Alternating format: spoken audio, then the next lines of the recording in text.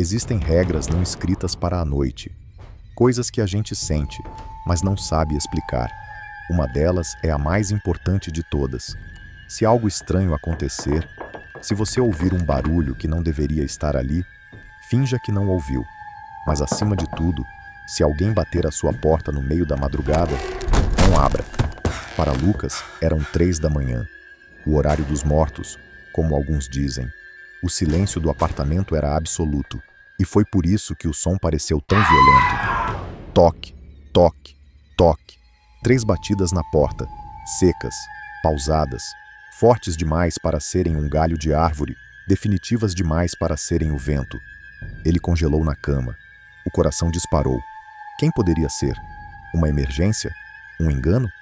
Levantou-se, caminhando na ponta dos pés pelo corredor escuro. O chão de madeira parecia estalar mais alto que o normal. Cada passo era um trovão.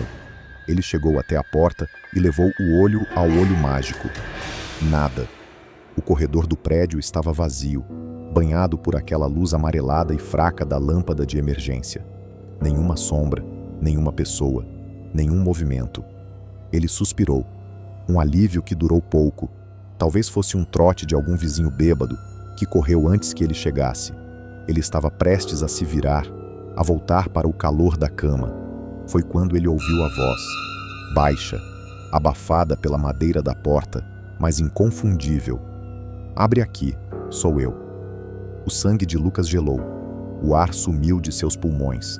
Não era a voz de um estranho, não era a voz de um vizinho, era a voz dele, era a sua própria voz. Ele recuou, tropeçando nos próprios pés. A cabeça girava. Impossível. Ele morava sozinho. Não havia ninguém ali além dele. Era um truque, uma gravação. Como? Por quê? O silêncio voltou. 1, 2, 3 minutos de pura tensão. Lucas ficou parado no meio da sala, olhando para a porta como se ela fosse um monstro prestes a atacar. Então, a voz retornou, agora com um tom de impaciência. A mesma voz, a sua voz. Velho, qual foi? Abre logo essa porta, esqueci a chave. Como aquilo sabia que ele usava a gíria velho? Como imitava a sua entonação exata, aquele jeito meio cansado de falar? O pânico começou a se transformar em um terror primitivo. Aquilo não era uma gravação. Ele se arrastou de volta para a porta, tremendo. Olhou de novo pelo olho mágico. Vazio. O corredor continuava absolutamente deserto. Eu sei que você está aí, a voz disse, agora mais perto do buraco da fechadura, quase como um sussurro. Eu tô te vendo. Lucas pulou para trás, o coração martelando contra as costelas. Como podia estar vendo ele? Era impossível. Para de brincadeira, cara. Tá frio aqui fora. A voz continuou. E agora havia um tom de súplica.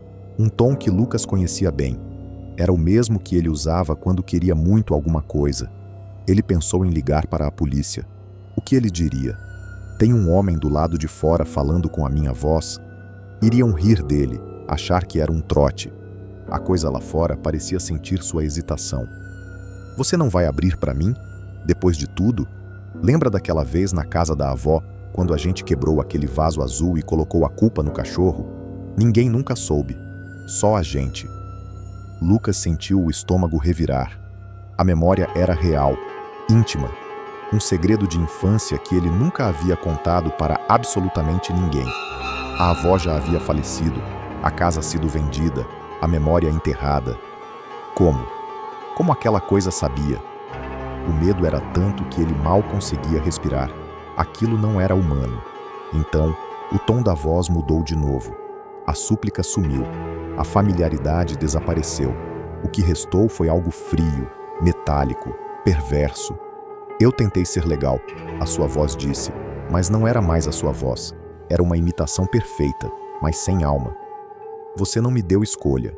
O som da maçaneta girando. Devagar. Uma vez, 2 vezes. A porta estava trancada, mas a maçaneta continuava a girar, forçando a trava com uma força sobrenatural. Toque, toque, toque, toque, toque, toque.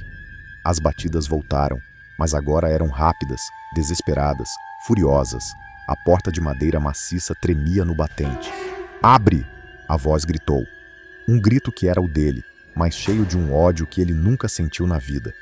Lucas correu para o fundo do apartamento, para o seu quarto, e se trancou lá dentro. Ele se encolheu no chão, com as mãos nos ouvidos, tentando abafar os sons. As batidas, os gritos, o som da madeira começando a rachar. Ele não sabia quanto tempo ficou ali. Minutos, horas. De repente, tudo parou. Silêncio. Um silêncio mais pesado e assustador do que todo o barulho anterior. Ele esperou. O suor escorria por seu rosto. Ele não ousava se mover. Lentamente, a primeira luz da manhã começou a filtrar pela fresta da cortina. O dia estava nascendo. A noite tinha acabado. Ele sentiu uma onda de alívio. Tinha sobrevivido. Seja lá o que fosse aquilo, tinha ido embora com a escuridão. Com o corpo ainda tremendo, ele se levantou e foi até a porta do quarto. Abriu-a devagar. A sala estava como ele a deixara. Ele caminhou até a porta da frente. Não havia marcas, não havia rachaduras. Parecia intacta. Teria sido um sonho? Um pesadelo incrivelmente vívido? Ele precisava saber. Com o coração na boca, ele girou a chave, destrancou a porta e a abriu. O corredor estava vazio. A luz amarelada da noite havia sido substituída pela luz branca do dia. Tudo normal. Ele suspirou, um riso nervoso escapando de seus lábios. Ele estava ficando louco. Foi só um sonho ruim. Ele se virou para fechar a porta e, ao olhar para o espelho que ficava na parede da sala, seu corpo inteiro paralisou. O espelho refletia a sala perfeitamente. O sofá, a janela com a luz da manhã entrando. Mas não o refletia. Lucas não estava lá. Seu reflexo não existia. E então, ele ouviu um último som. Não veio de fora.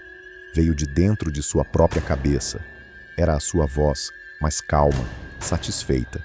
E dizia uma única frase: "Obrigado por abrir." Ele olhou para as próprias mãos, mas não sentia que eram suas. Ele tentou gritar, mas nenhum som saiu.